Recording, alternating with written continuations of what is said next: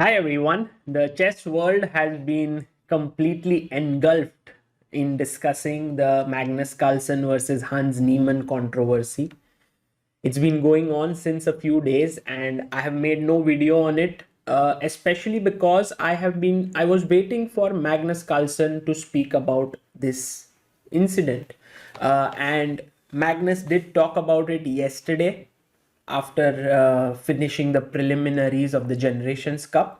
But there was not much over there to be understood. Yet I have tried to make this video giving you the things that have happened and also something where what are my thoughts on this.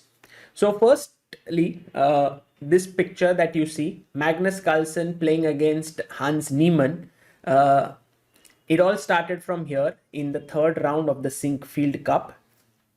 In fact, a few days before that, Hans Niemann took on Magnus at the tournament in Miami.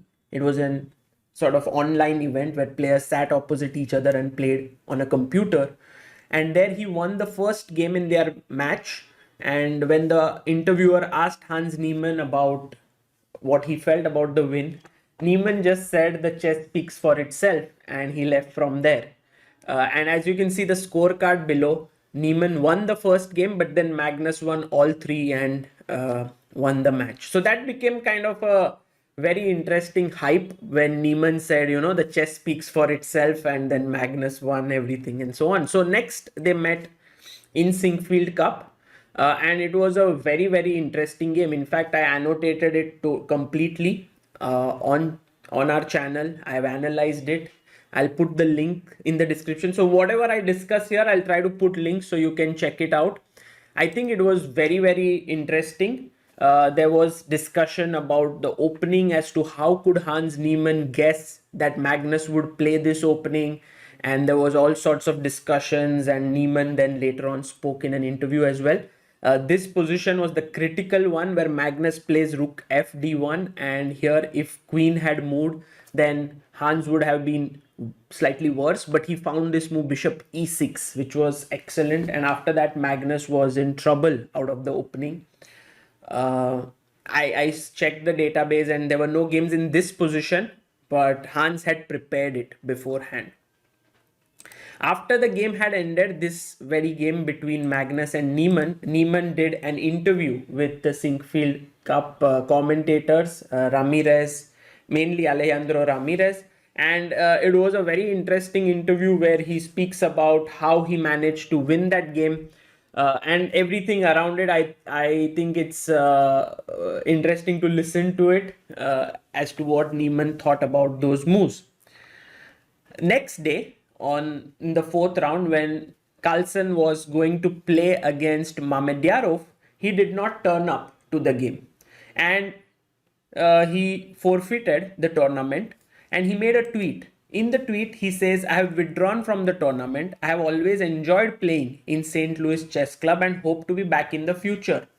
And he also put this clip of the famous football coach Jose Mourinho, and in that there are only 9 seconds where Mourinho says, "I prefer not to speak. If I speak, I'm in big trouble and I don't want to be in big trouble."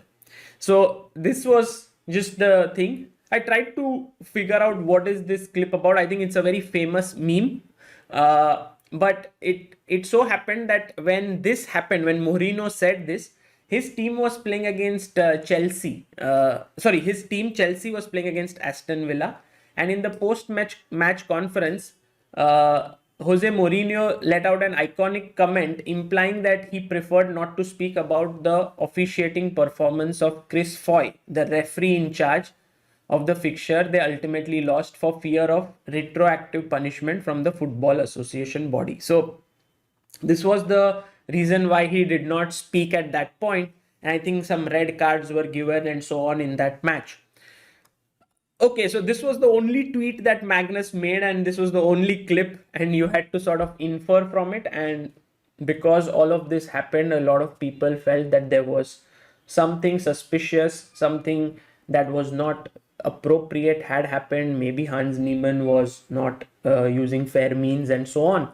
And so then after a couple of days, Hans Niemann does this huge interview on after his game, and against Dominguez, he drew it, and then he speaks like the game for 5 to 7 minutes, and then for 20 minutes he talks about what is happening. In that, he talks about his accent, which was slightly different when he did the first interview after beating Magnus.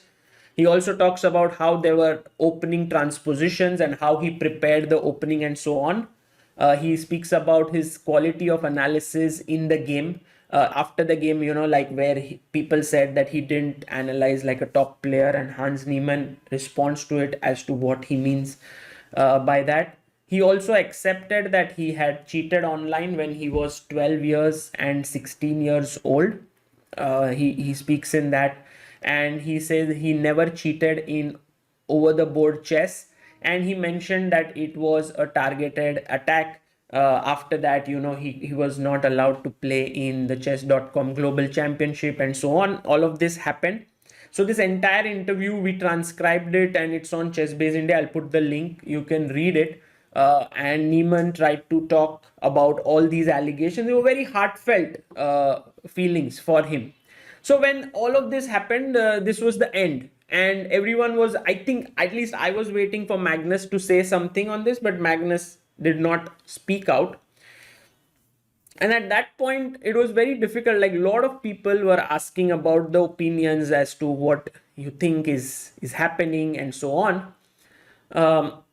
And personally, like, if I have to basically, based on this things that have happened, give a personal opinion, I would say that in the past 5 to 6 years of my coverage that I have been doing for chess, I have actually, I think ChessBase India is the portal which has followed Hans Niemann, I think, a lot. For example, we have 27 videos on him on ChessBase India, and there's an entire playlist dedicated to him. And there are many videos that are there. Actually, the first time that I met him was in World Youth 2019, where I did this interview with him. I got to know that he follows ChessBase India regularly, and we did this interview where he analyzed this entire game that he played against Oliver Stock, and it was almost a 15-minute thing where he keeps on speaking about variations and so on. It was a very nice interview. And then once he reached 2600, I invited him to a stream on ChessBase India where he spoke about everything. I'll put the links of all these interviews there. And it was very interesting because, at the end, he also gave his opinion on how he reached 2600. And he did it in 3 months. From 2600 then to 2700 also, he achieved it very quickly. There is one particular game that I really love of Hans on ChessBase India, which is this one, and I'll put this link. Actually, if you look at it, it's such a crazy game filled with so many ups and downs, and wherever Hans Niemann would play in any tournament, we would love to follow his games because they were so aggressive. Something or the other is happening. Like this one, it's a crazy game. And there's also one other interesting thing that happened during the World Championship, where Hans Niemann actually came to Dubai when Carlsen and Nepo were playing. And over there also I interviewed him. I think there's a small clip. I've cut out some parts of it. Maybe you can hear it. I'm here with one of the most talented juniors in the world of chess, Hans Niemann. Hans, how are you? I'm great. I'm very happy to be in Dubai, and the atmosphere here is great. Hans, on one hand, you're pumping up your rating, yeah, like from 2600 now you're 2645. Yeah, 2645.2. Yeah. Unbelievable. And you're now what, the brand ambassador of Play Magnus? Yes. So that's something that's going to be announced pretty soon. So you're here as the brand ambassador. As a brand ambassador, as a journalist, as a filming some videos. So I'm here. I'm doing a lot of things. Unbelievable. And you being a part of Play Magnus, does that mean that you will be in some way preparing with Magnus? Maybe, I wouldn't say no to that. I think I'll be more of an ambassador, and they're sort of supporting me in my chess career, helping me reach the top. That's been phenomenal. We are so happy that this is happening, especially because, as you said, you didn't have a trainer. You worked on your own. Yes. You reached 2600, now 2645, moving towards 2700. Sky's the limit for you. Yes, I'm glad to have an organization that believes in me and that is supporting me, and I definitely think I might be getting a coach soon. I'm working on that. I'll keep that a secret for now, but I'm sure you'll be hearing about. Sure. We would love to know that. Yes. Okay, Hans, pleasure talking to you, and thank you so much for this update. Great, thank you. It was very interesting to see that Hans Niemann was actually sponsored or supported by the Play Magnus group, and I think Hans has always looked up to Magnus as a very sort of his idol or a great player, which he also mentioned in his interview. Not this one, but with Alejandro Ramirez. And so this was my sort of view of Hans, a very young, talented, dashing player, always taking this risk over the board, and his game show that.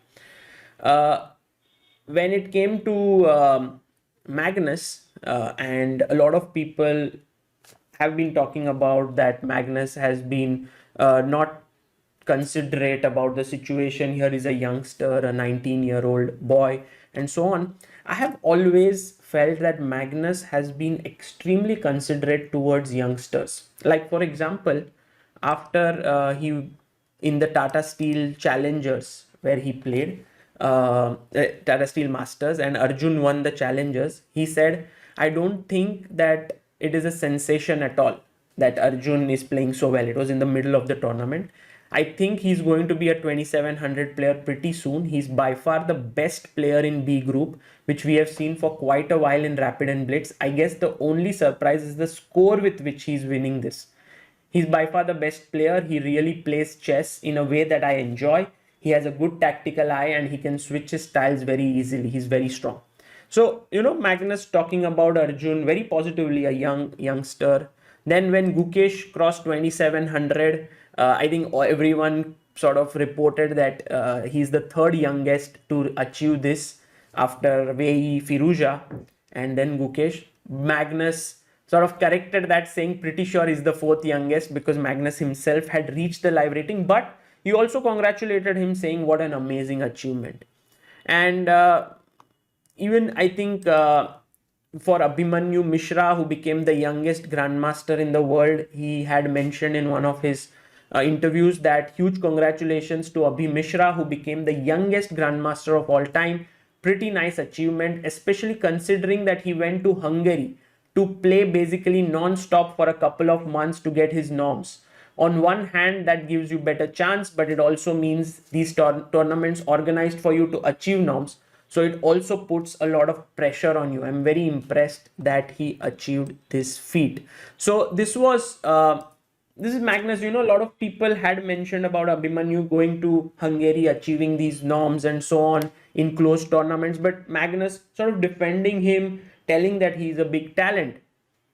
And I think I also personally witnessed this when I was at the World Rapid and Blitz in Moscow, and where Magnus played against Alireza this crazy endgame. There's a big video on this, sort of the controversy between Magnus and Firouzja. And after this ended, Magnus, there was a huge thing that transpired. Firouzja went to the arbiters, made an appeal, and arbiters had said Magnus has won, but Firouzja made an appeal, and so on. It kind of delayed the entire event. And when the tournament ended, I interviewed Magnus and asked him about Firouzja, and this is what he had to say. And then he appealed, which I can understand. He's young, he's emotional, and he was upset. But I don't think he had any chance of succeeding. But I don't think he should be judged too harshly on that either. It happens in the heat of the moment, and he should also be congratulated on a wonderful performance in the rapid, getting the silver medal and hanging in the blitz almost till the very end.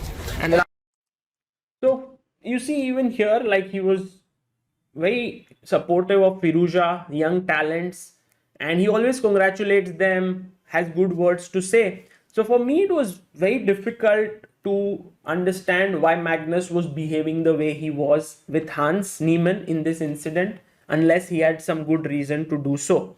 So these are like my two sides of things, and that's why I was utterly confused as to what's happening and was waiting for sort of Magnus to say something. And then the Generation Cup happened, and then Hans and Magnus played each other. I was live commentating it live with Amruta, and we were shocked when it was d4, knight f6, c4. Magnus is black. He resigns the game and just quits it.